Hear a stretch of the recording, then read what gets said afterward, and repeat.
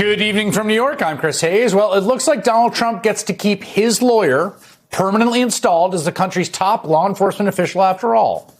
Two outgoing Republican senators had been holding up the confirmation vote of acting attorney general and former Trump defense attorney Todd Blanche. But today, well, we sort of saw this coming. Thom Tillis and John Cornyn backed off. They blinked and gave Blanche's nomination the green light. Now, they did get a concession, kind of. So Blanche posted two one-page memos purporting to undo some of the dirty deal that his own DOJ struck with the president to settle the president's $10 billion lawsuit against the IRS, which he now controls. So that's the deal that, of course, gave Trump control of the $1.8 billion weaponization slush fund for insurrectionists and retroactive immunity from audits or prosecutions for any tax violations for him, his sons, and his business. In the first memo, Blanche wrote that his May order establishing the slush fund is rescinded and shall have no force or effect, adding, quote, this order establishes beyond any doubt that there is no fund. But he also posted a second unsigned memo, one that said the DOJ retroactive immunity deal was still in effect with all of the named parties in Trump's lawsuit, namely Donald Trump, Don Trump Jr., Eric Trump, and the Trump Organization. And then this morning, well, Tillis and Cornyn said that that was all they needed to give Blanche permanent tenure. From the outset, we were clear that we needed a written document addressing our concerns, they said in a statement. We want to express our gratitude to Mr. Blanche and his staff for working with us on this, and we look forward to voting to advance his nomination out of the Senate Judiciary Committee soon. Just like that, they rolled over. You can set your clock by it, right? They didn't get the settlement modified, which is what Cornyn had been demanding last week, because the settlement is the thing presumably Donald Trump could use to say that the contract's been breached. But they do get to walk away saying Blanche promised in writing that there's no slush fund, and they seem to believe that's the end of it. Or, more importantly, they want to pretend to believe and want you to pretend to believe that's the end of it. Because, well, here's what Donald Trump says. Are there avenues you have supporters get paid potentially if it's not the anti-weaponization fund? Is there another? Who are you with? I'm with MS Now, sir. You who? MS Now. MS Now? Yes, sir. What a terrible show that is. They have the worst people on that show. Are there other avenues that you want to see people? No, there's no other avenues that I know about. Go ahead. No other avenues I know. Go ahead. So I don't know. There are no other avenues that Donald Trump knows of to funnel money to the people that he wants to corruptly funnel money to. But there's also nothing that says they can't bring the slush fund back to life. And Trump may not know it, although I suspect he does. But here's the important thing. Blanche's DOJ is already paying out your tax dollars in settlements to far-right convicts with Trump connections, slush fund or not. We told you just last week, $1 million payout. $1 million. How would you like to have $1 million from the government out of nowhere to an anti-abortion Axis activist who was convicted of conspiring to prevent access to a clinic, but was pardoned by Trump last year? Now, there's also the matter of Trump's immunity deal, right? There was two parts of this deal. And the immunity deal for Trump, in a sense, it lives on. Donald Trump, Donald Trump's sons, his umbrella corporation get tax immunity. They can just skip last year's tax bill altogether. Remember, last week when Tillis and Cornyn were demanding written assurances that were better than these, they said someone at the White House was holding things up, someone who apparently didn't want anything changed in that settlement. I guess we'll never find out who it was. Mr. President, did you sign off on Todd Blanche rescinding? I didn't look at it. All I know is that Todd Blanche is great. He's going to do a great job. Everybody knows it.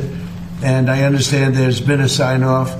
But I don't know what they agreed. I think Todd Blanche agreed to reconfirm things that he's already said. And what he said was okay. Again, he sounds pretty happy, but why wouldn't he be, right?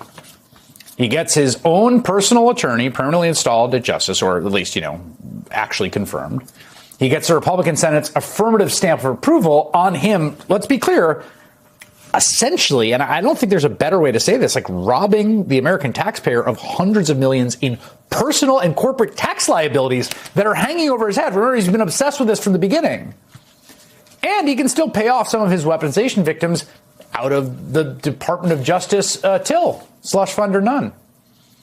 In exchange, Tillis and Cornyn finally got what they really wanted. And this is really the key thing to understand about this story and understand about those two men you see there and the character of those two men and who they are. They just wanted a fig leaf to share with all the other Republicans, particularly facing re-election in this cycle, to say, see, we fought the toxic, corrupt, self-dealing with taxpayer funds that nobody likes, or at least we fought the most outrageous thing that Trump has come up with, which was to use your money to pay off people that bashed in the heads of cops. And at the center of all this is a man who's already demonstrated himself manifestly unfit to be Attorney General of the United States. I mean, it's not even a question, right? This guy fails in every possible way. He bent over backwards for Trump when it came to soft peddling the Epstein files. In fact, a federal judge appears to believe that they're still in violation of the law signed as of now. He was the one that put together the sweetheart deal with the lone person ever being convicted of being an accomplice to Jeffrey Epstein, who's Ghislaine Maxwell, right? Who was helping him traffic the girls that he abused and then got out of the prison she was in to go to a lower security prison because Todd Blanche wanted her there. He's overseen prosecutions of Trump's perceived political critics, many of them often under obviously ridiculous circumstances. He's currently facing ethics complaints and a really stirring condemnation from a federal judge over the role in the IRS settlement, which he was the point guy for. Should this guy be the top law enforcement officer in the country is a very easy question. There should not be a single vote for him. But the thing is, Thom Tillis and John Cornyn, well, they caved, even though they have literally nothing to lose, right? They're both on their way out of Washington in a few months. But the lesson of all this is that they caved because they're Republicans and they like Donald Trump and want to enable him. At the national level, there really aren't any good Republicans under Donald Trump. I'm sorry, but at the national level, and there are some exceptions on particular issues. Thomas Massey's been good on war and he's good on the Epstein files here and there. But you always have to remember, whatever they say, whenever they express their disquiet, whether in public or in background to a reporter, which they love to do, here's the reality. The modern Republican Party is Donald Trump's party, and it is a party that affirmatively supports Donald Trump. They want to see, believe in, are glad that Donald Trump is using our government in the way he's using it. They work every day to facilitate that so that he can use it for self-enrichment, mass deportation, enormous tax cuts for wealthy interests, deregulation for those same wealthy interests, and wars in the Middle East. I've been covering Republican politics for decades. It's the agenda of the Republican Party. It just is.